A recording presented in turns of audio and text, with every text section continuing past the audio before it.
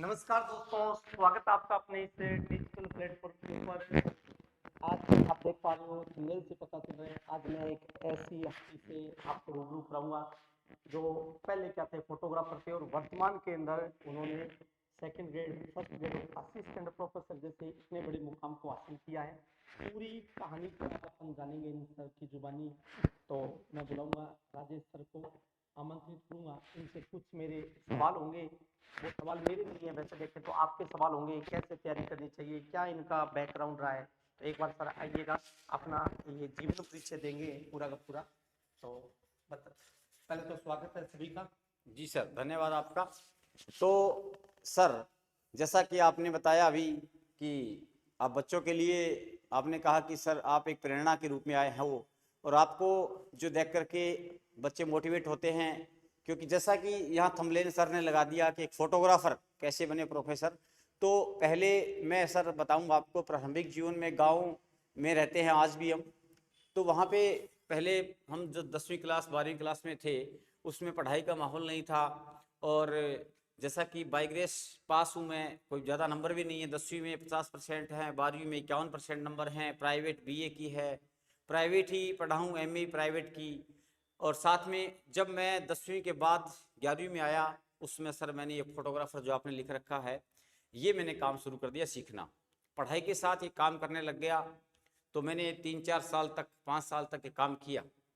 उसके बाद मैं मोबाइल रिपेयरिंग भी करने लग गया। मोबाइल का ट्रेड आ गया था, 2008-9 के आसपास की कहानी है ये। और मैंने लगभग 2 से 3 साल के आसपास तक के कार्य किया। उसी दरमियान मैंने बीए कर ली, फिर एमए कर ली, और फिर बाद में मैंने बीएड भी कर ली, वहीं भादरा से ही। तो लगभग एजुकेशन प्राइवेट समझिए।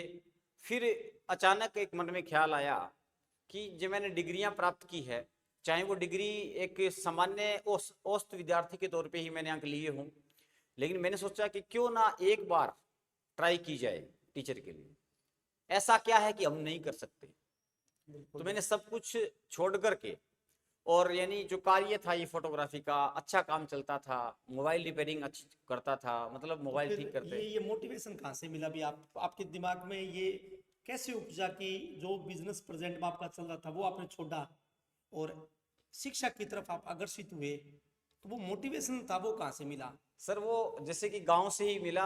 हमारे गांव में एक 2012 की बात है ये, जब मैंने 2011 में बीएड कंप्लीट की। बिल्कुल बिल्कुल।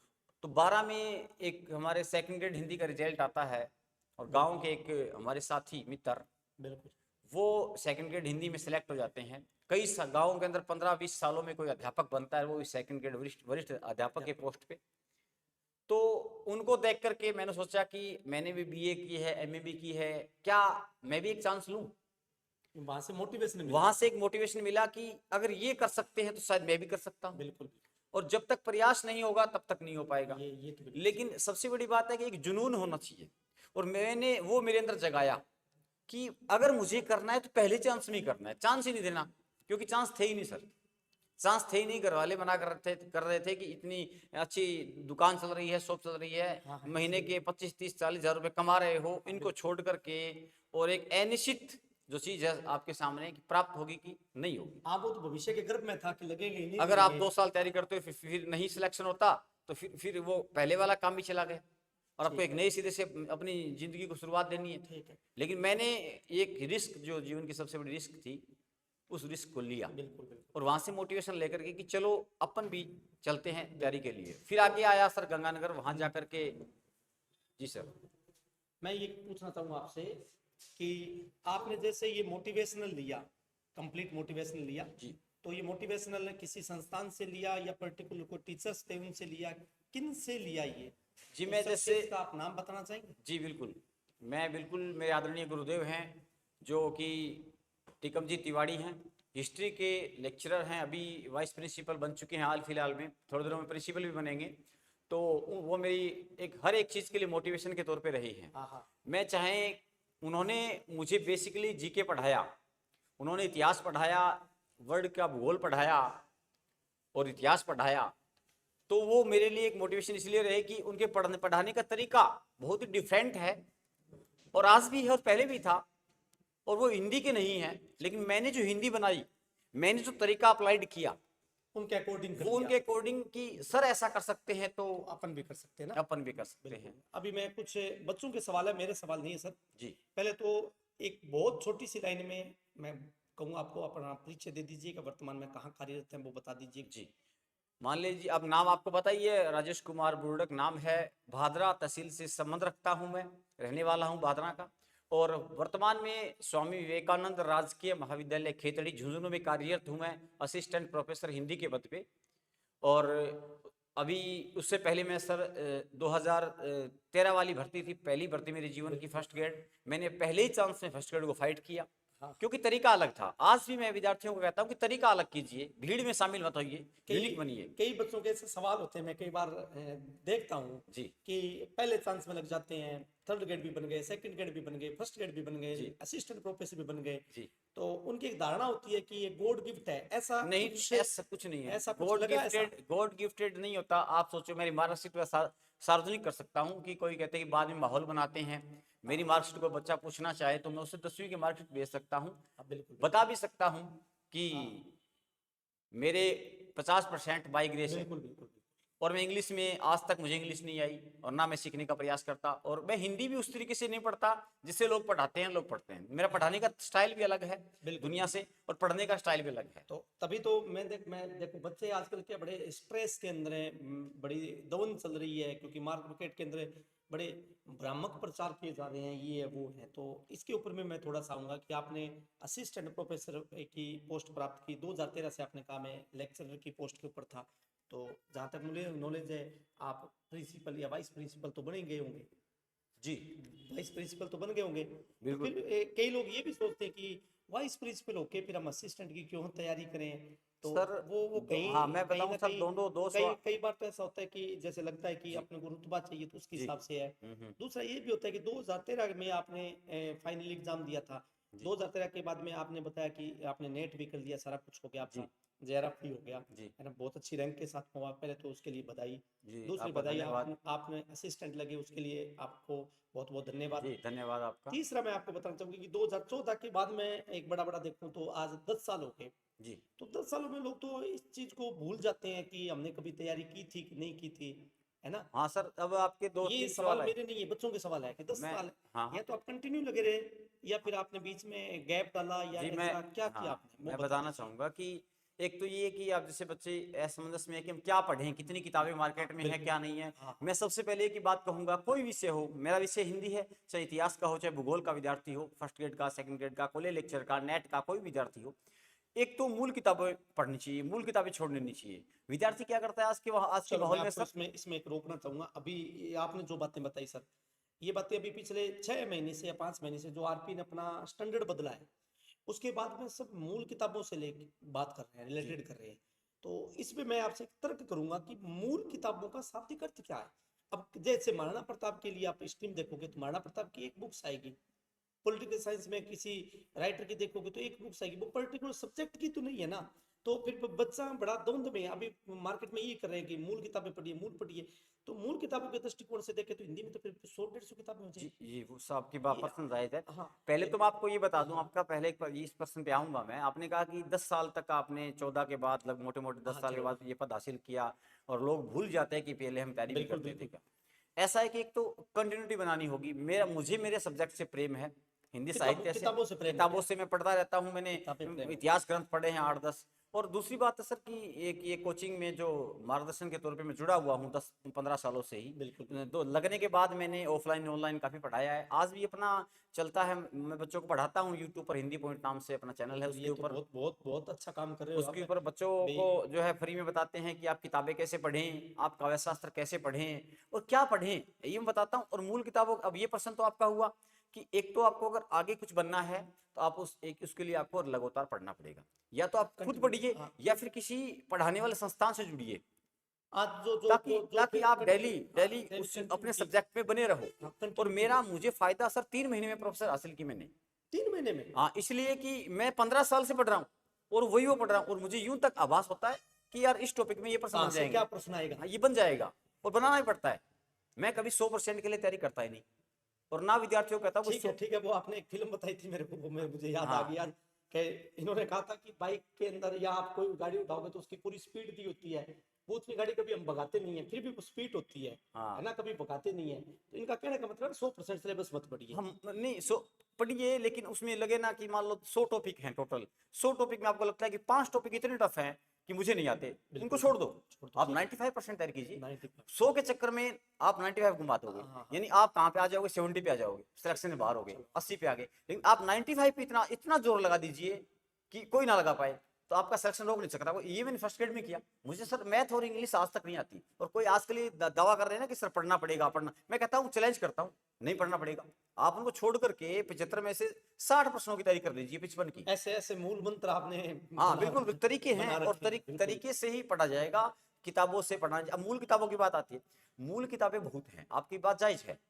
उसके लिए क्या होता है, मैं मेरी नहीं कहूंगा, कोई भी आपका एक टीचर आदर्श है, कोई भी आप जिनसे टीचर से बात करते हैं, आप उनसे हेल्प लेते हैं, पूछते हैं सर इस टॉपिक को कैसे पढूं, कैसे मैनेज करूं, कैसा क्वेश्चन बनेगा, समझ में नहीं आ रहा, वो बताते हैं, उनसे पूछिए, वो आपको बताएंगे। हिंदी में आपको नहीं पता, बच्चों को पता होगा, हिंदी वालों को, कि जैसे अपने 2-3 विद्वानों की किताबें मूल चलती है, जैसे डॉक्टर नगेंद्र की है, आचार्य रामचंद्र शुक्ल जी हैं, और हजारी प्रसाद द्विवेदी जी हैं।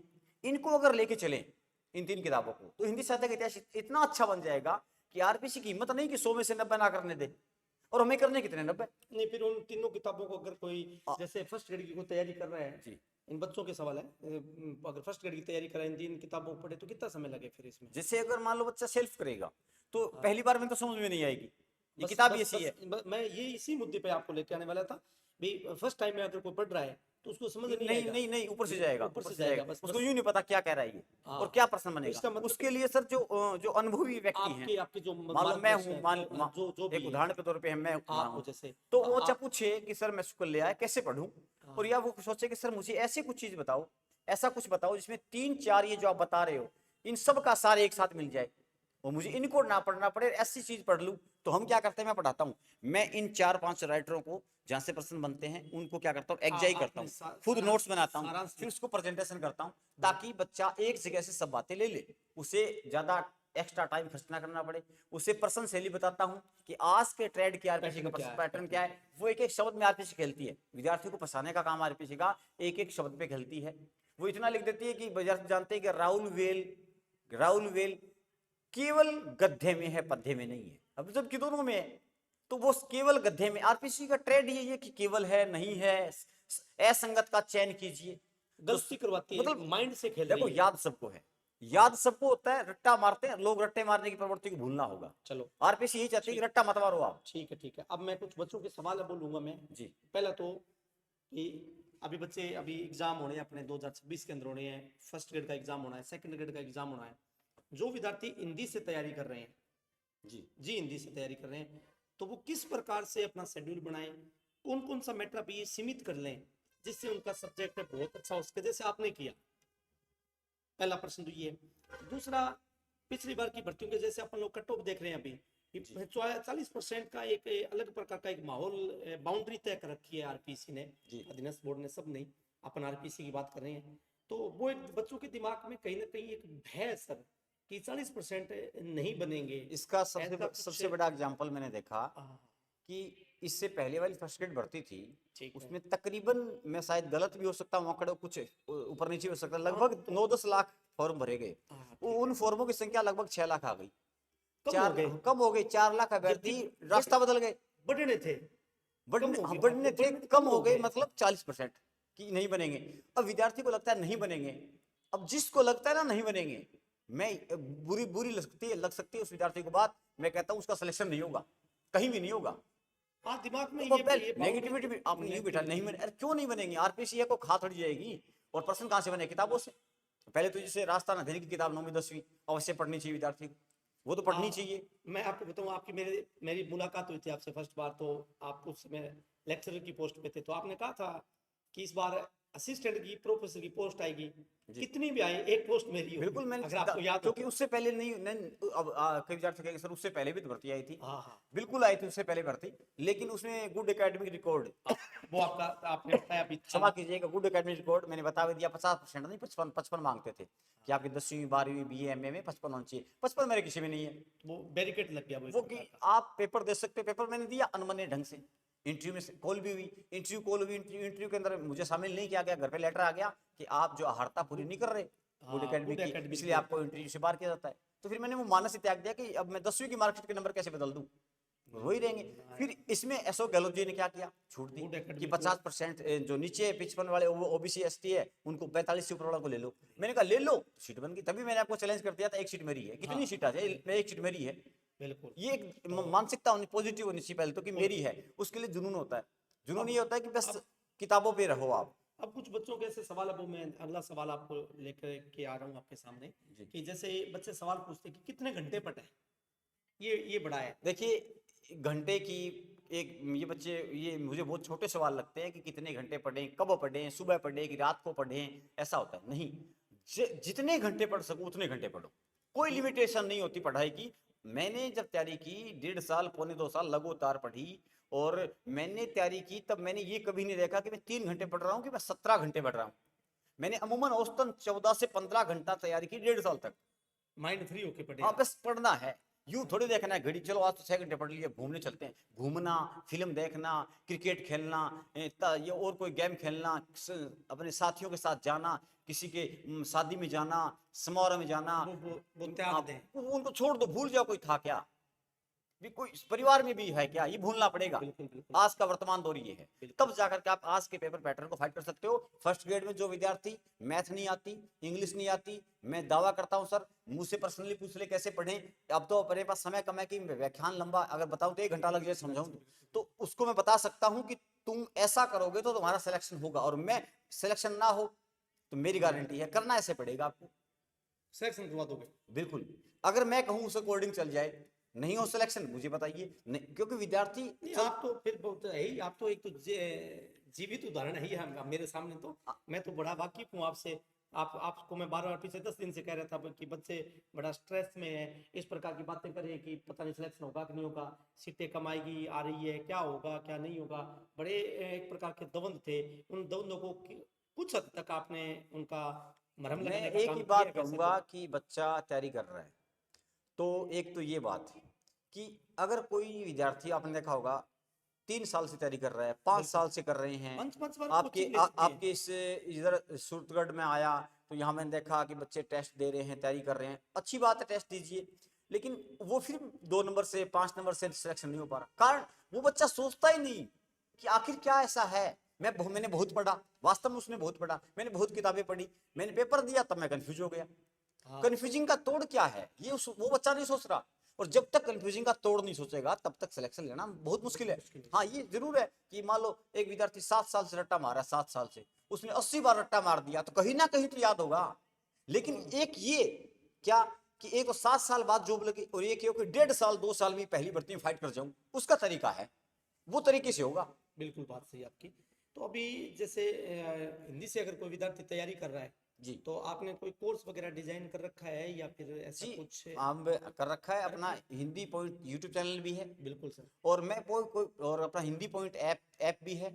मैं विद्यार्थियों को एक बात कहता हूँ, मैं कभी सर कोर्स यूं नहीं देता कि आप मेरा कोर्स ले लो, कोर्स नहीं। मैं जो विद्यार्थी मुझे डिमांड करता है मेरी वीडियो देख करके, हिंदी पॉइंट के भी ऊपर आता उसको है, उसको मैं लगे। कहता हूँ कि पहले मेरी वीडियोस 3-4 देखो, और जो टीचर आपको लगे कि ये सबसे बेस्ट से बेस्ट है उसकी भी देखो। फिर ये तुलना सोचो, करो आप, फिर तुलना। तुलना करो माइंड में कि याद किसने करवा दिया। मेन तो देखो माइंड के अंदर याद रहने आपको का पता है लोग पीपीटी ला रहे हैं, लाइन खींच रहे हैं, और बच्चे किताब लेके लाइन खींच रहे हैं। अरे अरे भाई हो क्या रहा है, वो सिलेक्शन का आधार नहीं है। हो क्या रहा है, लाइन तो खुद ही खींच लो। फिर समय खराब क्यों। याद करवाने का मूल मंत्र होना चाहिए याद। जो मैं नहीं, मेरी नहीं कहता, जो टीचर बच्चे को क्लास में याद करवा रहा है ना वो सबसे बेस्ट टीचर है। चलो सर। चाहे वो उसके पास कुछ भी डिग्री हो, बिल्कुल और बिल्कुल। चाहे वो जॉब ना लगा हो, नॉलेज उसका अच्छा है। चलो मैं फिर आपको कभी वापस बुलाऊंगा 5-10 दिन के अंदर। जी अपन एक जरूर। बहुत अच्छा इंटरव्यू करेंगे वापस में आपको। अब की बार जो होगी वो फर्स्ट ग्रेड के फर्स्ट पेपर के बारे में, सेकंड ग्रेड के फर्स्ट पेपर के बारे में, और दोनों के सब्जेक्ट के बारे में आप विस्तृत करेंगे और बच्चों को आप गाइड करेंगे कि कौन कौन सी किताबें पढ़ें और वो किताबें कितनी महत्वपूर्ण हो सकती है आपके लिए। उसकी मैं पूरी एक रणनीति आपसे पूछूंगा, डिस्कस करूंगा। मेरे प्रश्न होंगे, आपके क्या होंगे, उत्तर होंगे। और जो भी साथी इस वीडियो को देख रहे हैं वो वीडियो को लाइक, शेयर एंड चैनल को सब्सक्राइब करना न भूलें। और सर का यूट्यूब चैनल है हिंदी पॉइंट के नाम से, उसको जरूर ज्वाइन करिएगा। हिंदी पॉइंट के नाम से ऐप है, उसको भी ज्वाइन और करिएगा। एक बात और सर, मैं आपको बता दूं कि अपने हिंदी पॉइंट पे अपने कॉन्टैक्ट नंबर दिए गए हैं। जिस बच्चे को कोई शंका है विषय में, हाँ हाँ, कोई पार्ट में, कोई टॉपिक कभी में, भी कर सकते हैं या आप उसकी कोई मुझे टाइम? कभी भी उस नंबर पे व्हाट्सएप मैसेज कर दो, कॉल कर दो, मैं उसमें जवाब नहीं दूंगा। मैं एक विद्यार्थी को कहता हूं कि बस आपको लगना है, आपको जो हेल्प आप चाहिए, टारगेट देते हो हाँ, बच्चे को। अब जो हेल्प चाहिए मैं कर दूंगा। क्या तरीका है, क्या पढ़ना है, क्या छोड़ना है, मैं बता दूंगा। आप मुझसे बात कर सकते हो, आप अपना जो समस्या है उसको रखो, हम आपके लिए तैयार हैं। चलो, बहुत बहुत धन्यवाद सर, आपने अपना बहुत कीमती समय निकाला इन बच्चों को मार्गदर्शित करने के लिए। आप एक प्रेरणा स्रोत हो इस पूरे राजस्थान के अंदर। भाई फोटोग्राफर क्या बन गया, एक असिस्टेंट प्रोफेसर बन गया, इससे पहले लेक्चरर की पोस्ट पे थे, नेट जेआरएफ है, क्वालिफाइड है ये। इन्होंने बहुत जैसे संघर्ष के बारे में इनकी जानी भी, गुड एकेडमी रिकॉर्ड नहीं था, 10 साल बीच में गैप भी रहा, फिर भी इन्होंने इस सफलता के मुकाम को हासिल किया। आप भी इनके मार्गदर्शन ले सकते हैं। इन्होंने कहा ऐप के अंदर कॉन्टैक्ट नंबर है, वहां जाकर के आप ऐप को डाउनलोड कर लेना और सर से आप पर्सनली क्या कर सकते हैं, बात कर सकते हैं। इनसे जो हेल्प हो पाएगी वो आपकी हेल्प करेंगे। तो जितने भी साथी इसमें जुड़े हैं उन सभी का धन्यवाद। जय हिंद, जय भारत। मिलते हैं नेक्स्ट वीडियो में। सभी को नमस्कार।